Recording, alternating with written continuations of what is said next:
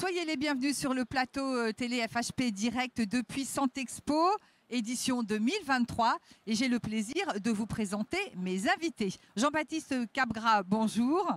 Alors, vous êtes maître de conférence à l'IFROS, l'Institut de formation et de recherche sur les organismes sanitaires et social à l'Université Lyon 3. Axel Courned, vous êtes conseiller chargé de l'apprentissage et de la formation professionnelle au ministère de l'Enseignement et de la Formation professionnelle. Nous allons parler donc de l'empreinte territoriale de la santé. Quel est votre travail sur le sujet? En quoi consiste-t-il quand on est maître de conférence? Alors là, il s'agit d'un travail qu'on mène en partenariat avec la chaire santé de l'IAE de Metz, la FNEJ, notamment Julien Husson, et la FHP pour essayer d'évaluer les différentes dimensions de l'impact territorial des établissements de santé. En effet, la santé, c'est une activité qui est naturellement ancrée dans les territoires, qui repose sur les professionnels de santé qui vivent dans ces territoires. Et juste pour donner quelques chiffres, si vous prenez un séjour hospitalier, derrière il y a 3 professionnels de santé qui exercent, il y a à peu près 200 000 euros de fonctionnement chaque année et 60 séjours derrière cette capacité, ce lit. Donc un lit, 3 professionnels, 200 000 euros, 60 séjours, c'est de l'activité qui irrigue les territoires. La santé est très ancrée dans les territoires, hein.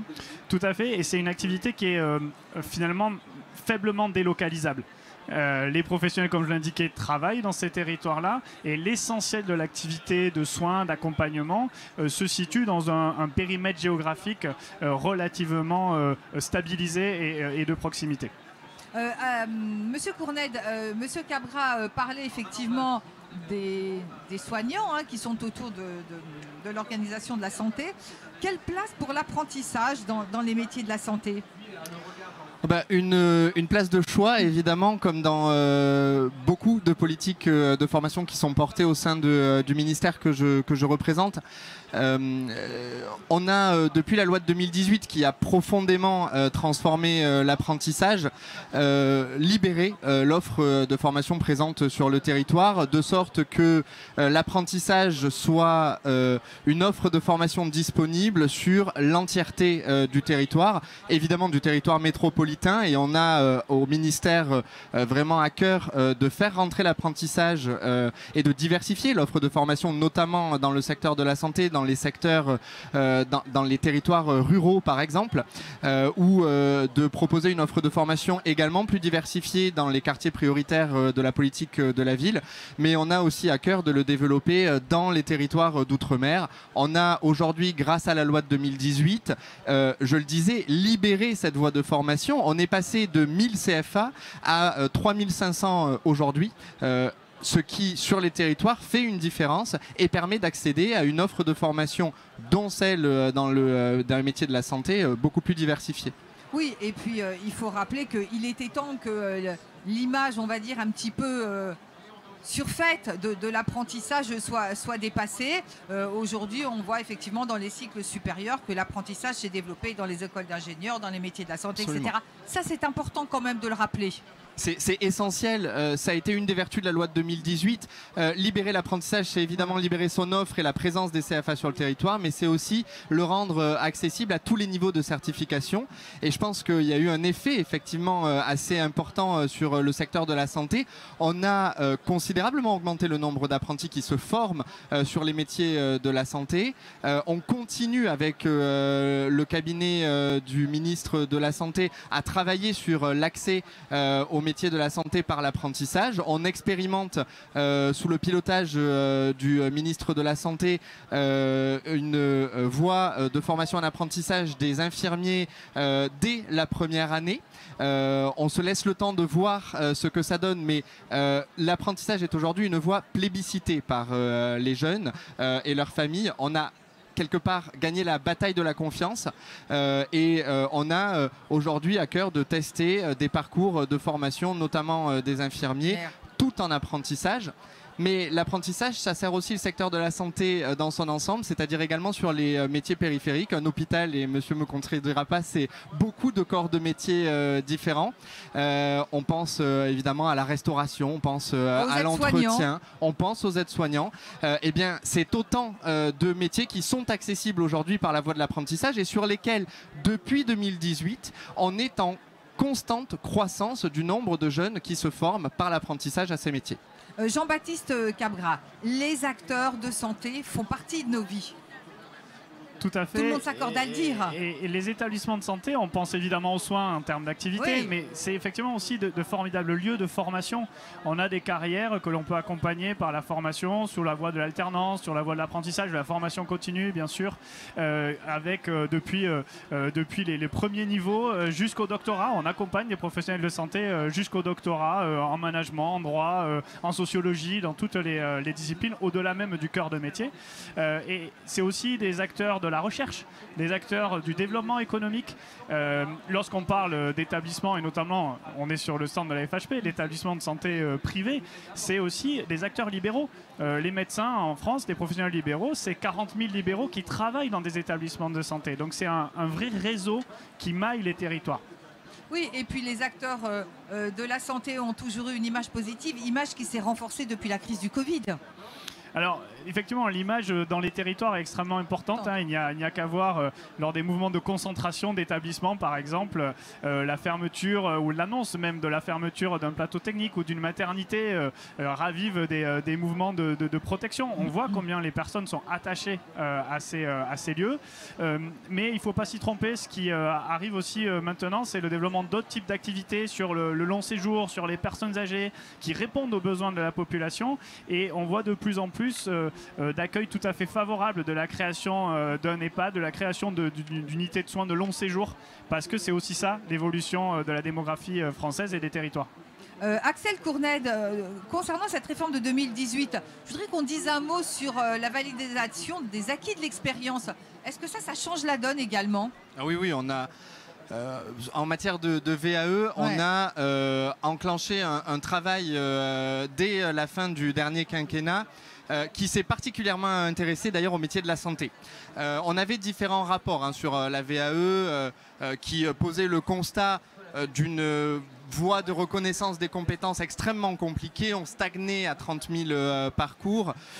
C'était pas satisfaisant et voilà, le constat était celui d'une grande difficulté à mobiliser la validation des acquis de l'expérience, alors même que, et dans le secteur de la santé, on constatait que des salariés, des personnels travaillaient souvent, parfois en tant que faisant fonction, qui occupaient des postes et développaient des compétences qui pourraient être reconnus dans le cadre d'une VAE et ce qui leur permettrait de renforcer leur employabilité via l'acquisition de la certification.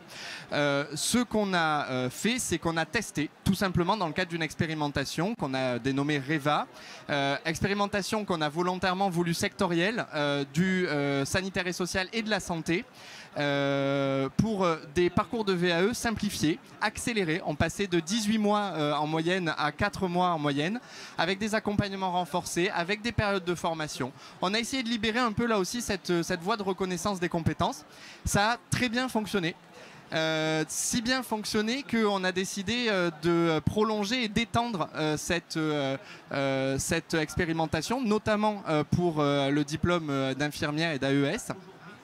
On s'est fixé un objectif de 5000 parcours. On est à mi-parcours de cette deuxième vague d'expérimentation et on est déjà à quasiment 3000 personnes engagées dans le parcours. Finalement, on n'a pas voulu attendre. On a engagé une réforme dès la fin de l'année dernière que l'on opérationnalise. Et cette réforme-là encore, on la veut très axée sur les métiers de la santé, du soin, si bien que dans le service public de la validation des acquis de l'expérience que l'on a installé, qui prendra la forme d'une plateforme numérique France VAE accessible à tous, eh bien, on aura une entrée sectorielle dédiée aux métiers de la santé, du soin, pour promouvoir la VAE dans ces métiers et multiplier le recours à cette voie de reconnaissance des compétences pour les personnes qui travaillent dans vos secteurs. C'est important pour nous parce que c'est un gage de reconnaissance du travail effectué et des expériences professionnelles, mais surtout la garantie d'une meilleure employabilité pour ceux qui accèdent à la certification. C'est un droit que l'on veut ouvrir très largement dans les secteurs de la santé. Jean-Baptiste Capgras, comment répondre à l'équation attractivité économique et cohésion sociale? Eh oui. Si j'avais la réponse toute faite, effectivement, je pense que beaucoup seraient intéressés, n'est-ce pas? C'est un sujet, on voit quand même qu'il y a que la cohérence du projet, notamment que dans les établissements, dans les structures, dans les organisations, la cohérence des moyens qui sont mis à disposition sont généralement des vecteurs de cohérence sociale et sont perçus également comme tel par les territoires, par les acteurs politiques. Mais évidemment, la santé et les établissements de santé se retrouvent à la convergence de beaucoup d'attentes. D'attentes d'aménagement du territoire, d'attentes de soins, d'attentes de formation, de recherche, d'emploi. Et peut-être que tout ne peut pas être couvert par les seuls établissements. Mais on a la chance en France d'avoir une diversité d'acteurs sur la santé. Peut-être le défi, c'est d'arriver à les faire travailler ensemble. Alors, Axel Cournette, ma dernière question, elle est pour vous. Quels sont les engagements que vous avez pris au sein du ministère pour finalement apprendre aux autres on va recommencer ma question, excuse-moi, parce que Axel Cournette, ma dernière question est pour vous. Quels sont les engagements de votre ministère pour mieux faire connaître l'attractivité des métiers de la santé? Oui, c'est un point essentiel sur lequel on travaille de manière générale, autant dans le secteur de la santé que dans les secteurs qui aujourd'hui connaissent des tensions de recrutement. On sait qu'à la source de ces tensions, eh bien, il y a un manque d'attractivité, une méconnaissance des métiers qui composent le secteur. C'est vrai dans les métiers de la santé. Je travaille beaucoup avec mon homologue du ministère de la Santé et nos ministres travaillent en partenariat sur cette question. Et quand je dis nos ministres, ils sont au nombre de 3 ou moins, évidemment Carole Grandjean, mais également François Braun et Pape Ndiaye, ministre de l'Éducation nationale et de la jeunesse, tout simplement parce que nous souhaitons mieux faire connaître la diversité des métiers aux plus jeunes de nos concitoyens et notamment dès la classe de 3e. C'est la raison pour laquelle au ministère de l'Éducation nationale, eh bien, en partenariat avec notre ministère, une expérimentation a été menée dans les académies et dans les collèges eh bien, pour réinventer un peu la manière qu'on a de présenter la diversité des métiers aux collégiens dès la classe de 3e parce qu'une orientation choisie, c'est une orientation éclairée et sur laquelle on arrive à élargir les horizons de connaissances de nos jeunes. Eh bien, là-dessus, on fait confiance à ceux qui en parlent le mieux, quelque part, c'est-à-dire les professionnels des secteurs que l'on veut faire découvrir. Et cette expérimentation, elle a pour ambition eh bien, d'inviter, d'organiser avec les chefs d'établissement, en lien avec les recteurs, la présentation des métiers qui composent, par exemple, le secteur de la santé. C'est une expérimentation qui a plus que bien fonctionné. On pensait avoir un certain nombre d'établissements partenaires. Eh bien, ils sont aujourd'hui plus de 600 sur tout le territoire à expérimenter avec nous, et ce, dès cette rentrée. Donc, pour nous, c'est un engagement que de mieux faire connaître les métiers, notamment les métiers de la santé, pour en renforcer l'attractivité, démystifier tout cela et espérer que des jeunes fassent le choix de s'orienter vers des formations qui mènent à ce secteur. Eh bien, écoutez, c'est sur cette note optimiste que nous terminons. Merci, messieurs, d'être venus sur notre plateau. Merci à vous, bonne continuation. Quant à moi, je vous remercie de nous avoir suivis et puis restez avec nous à venir d'autres entretiens.